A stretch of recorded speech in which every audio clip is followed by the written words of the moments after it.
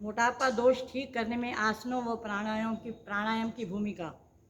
दोस्तों, अब तक हमने पिछले 3 दिनों में समझा कि मोटापा क्या है, उसके कारण क्या है, उसके लिए भोजन कैसा होना चाहिए और हमारी दिनचर्या कैसी होनी चाहिए। आज हम देखेंगे मोटापा दोष ठीक करने में हमारे जीवन में योगाभ्यास अर्थात आसनों का कितना महत्व है। अली बाबा 40 चोर की कहानी तो सबने सुनी होगी। उसमें तो सिर्फ 40 चोर थे, पर आज तो हजारों किस्म के रोग रूपी चोर हमारे शरीर स्वास्थ्य रूपी दिव्य दौलत को खजाने को लूटने के लिए तैयार बैठे हैं। ऐसे में योग ही वह पासवर्ड है जो खुल जा सिम सिम की तरह हमारे शारीरिक, मानसिक व आध्यात्मिक स्वास्थ्य रूपी खजाने की रक्षा कर सकता है। तो आइए आज हम देखेंगे मोटापे के दोष में हमें कौन कौन से आसन करना चाहिए। योगाभ्यास से क्या होता है? योग हमारा पाचन सुदृढ़ बनता है, अंतःस्रावी ग्रंथियों के स्राव सही मात्रा में बनने लगते हैं। कैलोरी को जलाने में योगाभ्यास एक सर्वश्रेष्ठ साधन है।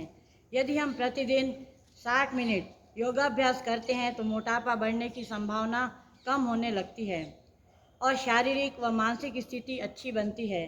भारतीय योग संस्थान के किसी भी योग केंद्र में जाकर हमारे निपुण योग शिक्षकों के निर्देशन से आप इस साधना को कर सकते हैं। योगाभ्यास और उसके फायदे। मोटापा दूर करने के लिए हमको ताड़ासन, त्रिकोणासन, नावासन, कमर चक्रासन, सर्पासन, पादोत्तानासन, नितंब रोलिंग। अब ताड़ासन से शरीर में शक्ति संचार होता है और मोटापा दूर होता है। त्रिकोणासन पेट का दायां एवं बायां भाग आंतों सहित प्रभाव में आता है। नावासन रीढ़ समस्त प्रणालियों के नाड़ी मूल प्रभावित होते हैं। कमर चक्रासन कमर का निचला भाग जो सबसे ज़्यादा सख्त है वह लचीला बनता है। सर्पासन जठराग्नि तीव्र, पेट का मोटापा कम। पादोत्तानासन नाभि मंडल प्रभावित महिलाओं के लिए लाभकारी आसन। पाद चक्रासन टांगों को गोलाई में घुमाने से हमारी नितंब की चर्बी कम होती है। कमर के बल लेटकर नितंबों पर दाएं बाएं रोलिंग करना तथा शवासन हमें मन और विश्वास के साथ ही करना है, तो ही हमारा मनोबल बढ़ेगा और हमारे रोगों के दोष दूर होंगे। अब हम देखेंगे आसनों के अलावा प्राणायाम की हमारे जीवन में क्या विशेष भूमिका है। वास्तव में हमारे जीवन के 2 प्रमुख हेतु है। पहला क्रिया करने की शक्ति, दूसरा क्रिया से रुकने की शक्ति। इस दोनों प्रकार की शक्ति का अर्जन करने के लिए प्राणायाम की बहुत अधिक आवश्यकता है। मिट्टी के कच्चे घड़े में यदि जल भर दिया जाए तो क्या होगा? वो गलकर नष्ट हो जाएगा, परंतु यदि घड़े को पकाकर जल भरे तो न घड़ा गलेगा और ना ही पानी नष्ट होगा। इसी प्रकार जीव के अपरिपक्व शरीर के विषय में समझना बहुत जरूरी है। शरीर योगाग्नि यानी प्राणायाम के द्वारा ही परिपक्व हो सकता है।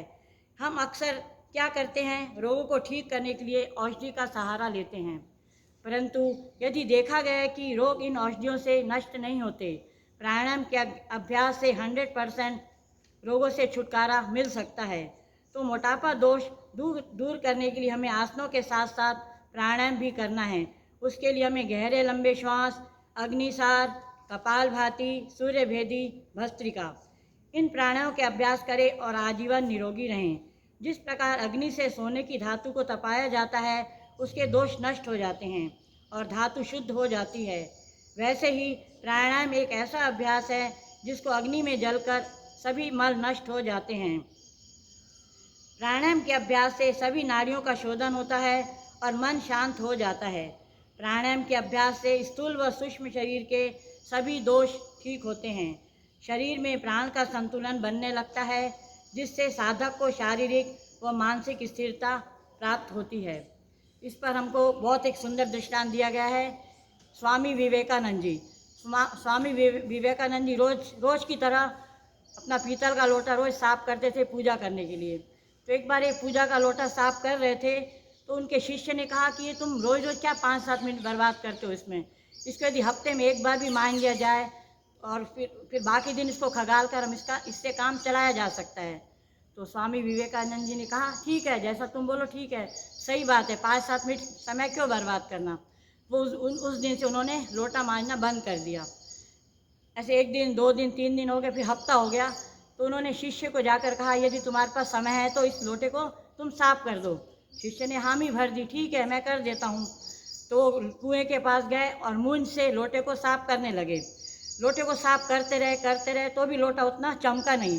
फिर थोड़ा उन्होंने और उसको घिसा तो थोड़ा चमकने लगा। तो विवेकानंद जी पास ही खड़े थे, मुस्कुराकर बोले, देखो तुम्हें कितना समय लगा है इसमें चमक लाने के लिए। यदि मैं रोज़ मानता हूँ तो इसमें मेरे को रोज़ चमक दिखाई देती है, पर तुमको ये चमक दिखाई नहीं दी।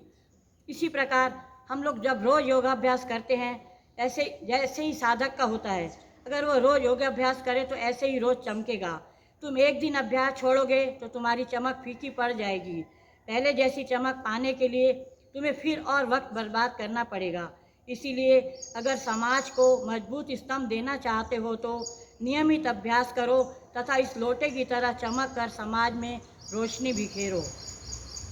इन्हीं सभी कारणों को ध्यान में रखते हुए प्रतिदिन योग वर्ग में आएं और स्वस्थ रहें, मस्त रहें, हंसते रहें, हंसाते रहें। धन्यवाद।